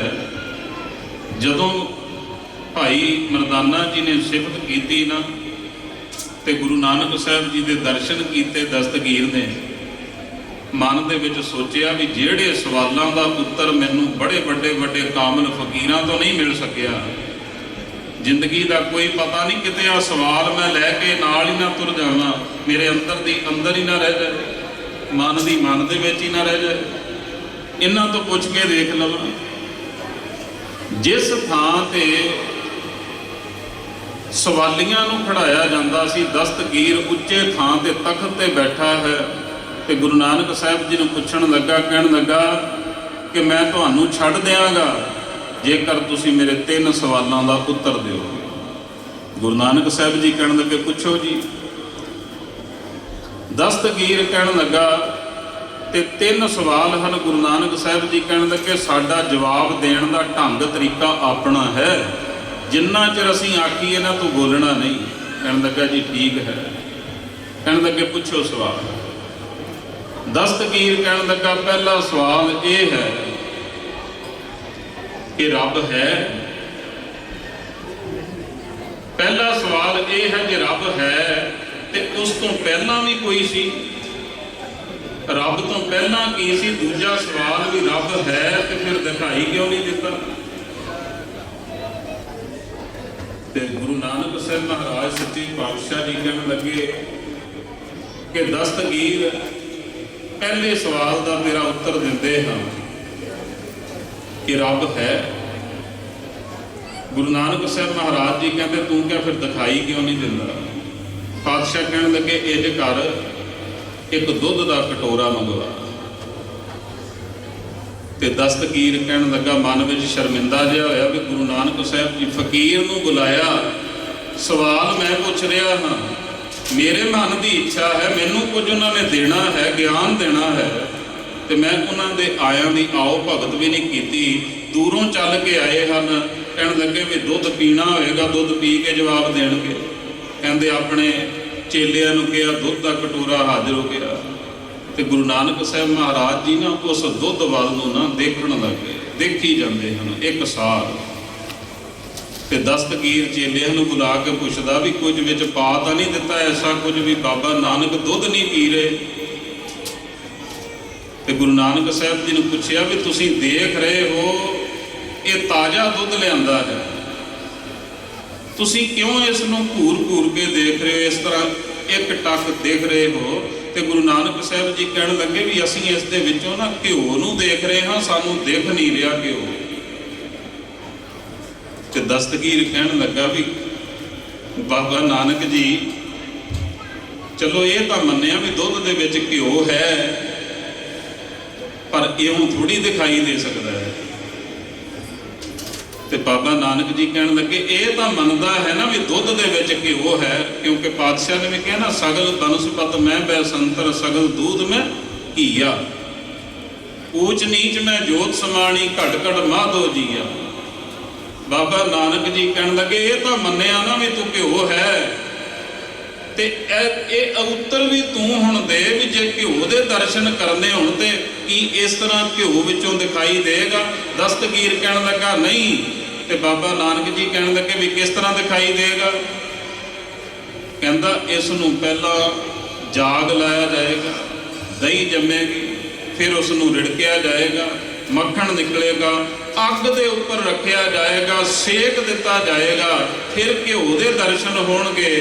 ਤੇ ਬਾਬਾ ਨਾਨਕ ਜੀ ਕਹਿਣ ਲੱਗੇ, ਦਸਤਗੀਰ ਏਡਾ ਵੱਡਾ ਪੀਰ ਹੋ ਕੇ ਇਹਨੂੰ ਇੰਨੀ ਸਮਝ ਨਹੀਂ ਆਈ ਕਿ ਰੱਬ ਤਾਂ ਹਰ ਇੱਕ ਜੀਵ ਦੇ ਅੰਦਰ ਮੌਜੂਦ ਹੈ। ਉਹ ਘਿਓ ਦੇ ਦਰਸ਼ਨ ਕਰਨੇ ਹੋਣ ਤਾਂ ਇੰਨੀ ਮਿਹਨਤ ਕਰਨੀ ਪੈਂਦੀ ਹੈ, ਇੰਨਾ ਸੌਖਾ ਤੈਨੂੰ ਜੋਤ ਦੇ ਦਰਸ਼ਨ ਕਿੱਥੋਂ ਜਾਣ? ਆਖੋ ਸਤਿਨਾਮ।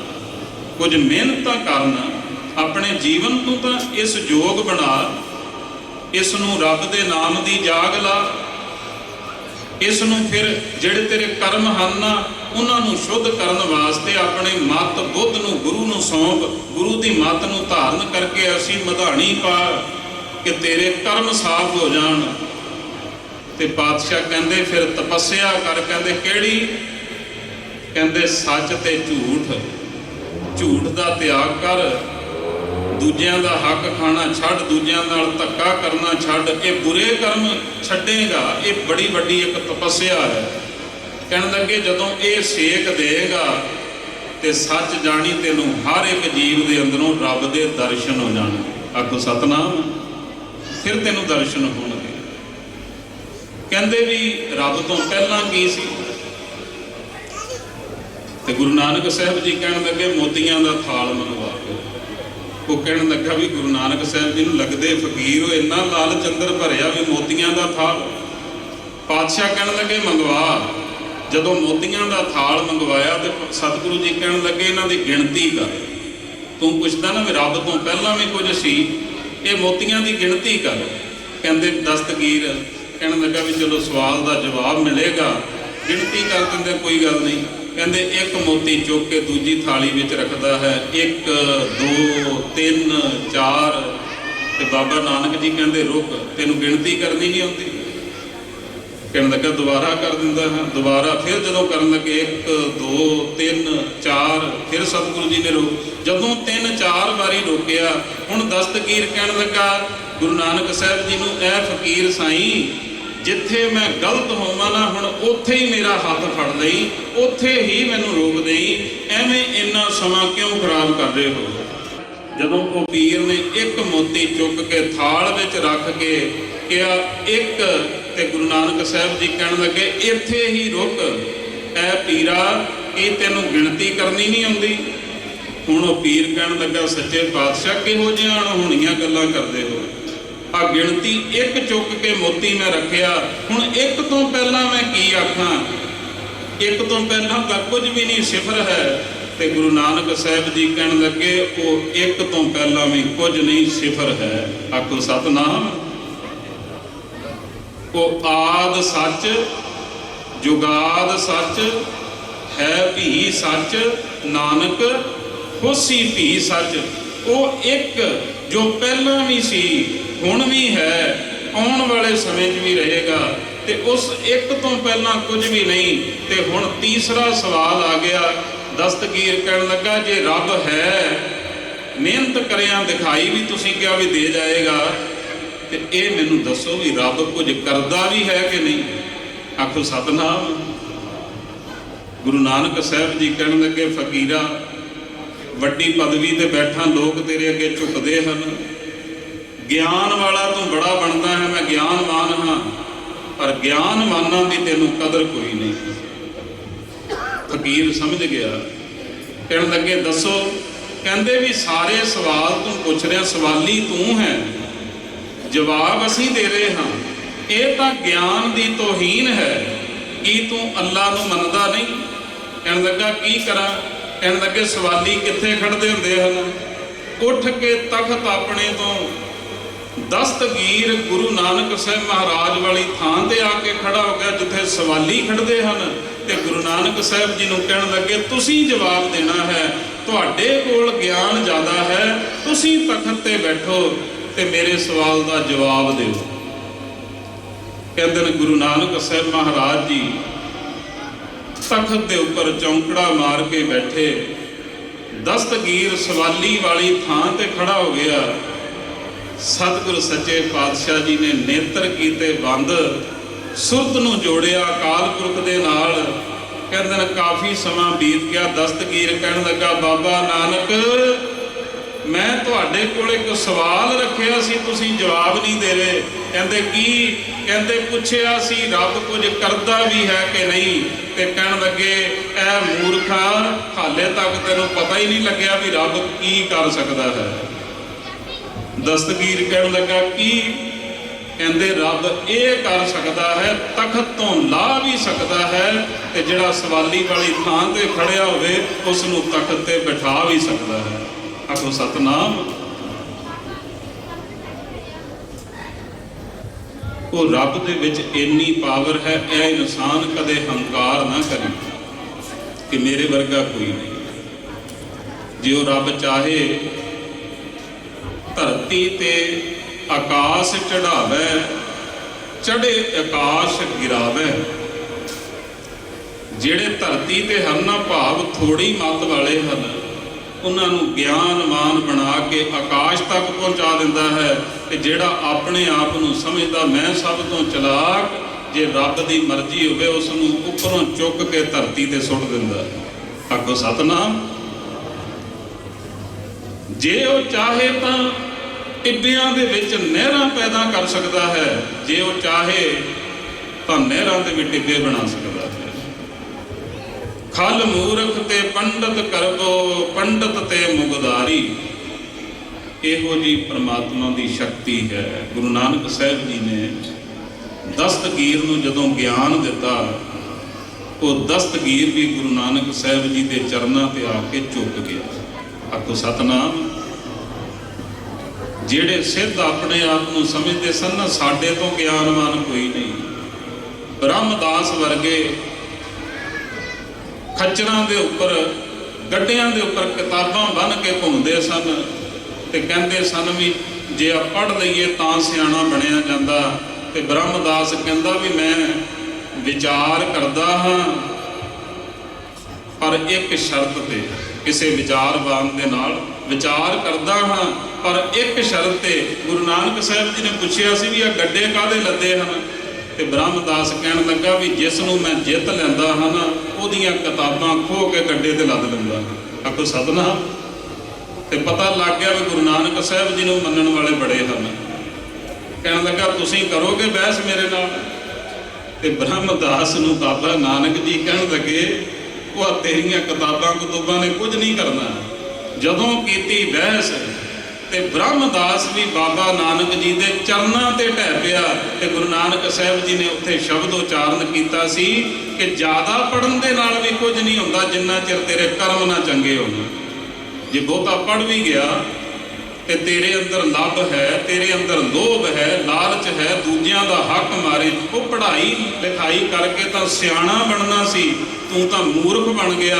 ਪਾਤਸ਼ਾਹ ਕਹਿੰਦੇ ਪੜ੍ਹਿਆ ਮੂਰਖ ਆਖੀਐ, ਲੱਭ ਲੋਭ, ਜਿਸ ਲੱਭ ਲੋਭ ਅਹੰਕਾਰ। ਤੇ ਗੁਰੂ ਨਾਨਕ ਸਾਹਿਬ ਜੀ ਨੇ ਉੱਥੇ ਸ਼ਬਦ ਉਚਾਰਨ ਕੀਤਾ ਸੀ, ਪੜ੍ਹ ਪੜ੍ਹ ਗੱਡੀ ਲੱਦੀਐ, ਪੜ੍ਹ ਪੜ੍ਹ ਭਰੀਐ ਸਾਥ, ਪੜ੍ਹ ਪੜ੍ਹ ਬੇੜੀ ਪਾਈਐ, ਪੜ੍ਹ ਪੜ੍ਹ ਗੱਡੀਐ ਖਾਤ।